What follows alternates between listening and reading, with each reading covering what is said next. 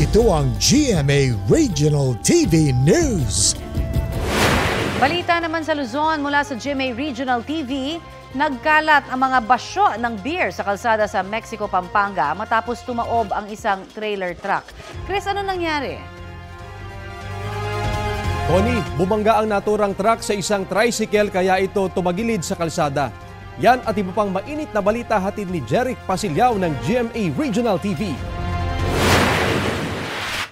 Bisperas ng Pasko humambalang sa kalsada sa Mexico, Pampanga ang trailer truck na iyan na may dalang mga case ng beer. Ayon sa Mexico Municipal Disaster Risk Reduction and Management Office, nabangga ng truck ang isang tricycle kaya ito tumaob. Nagtamo ng minor injuries ang mga sakay ng nabanggang tricycle. Yung driver daw naipit sa sasakyan niya pero nakaalis din.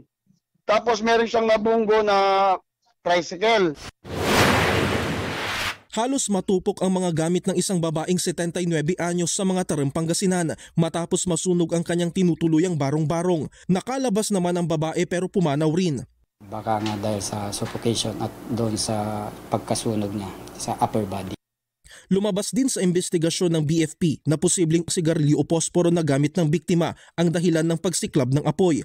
Matagal na raw na mag-isang nakatira sa barong-barong ang biktima dahil na rin sa kanyang kahilingan na bumukod. Jeric Pasilyao ng GMA Regional TV nagbabalita para sa GMA Integrated News.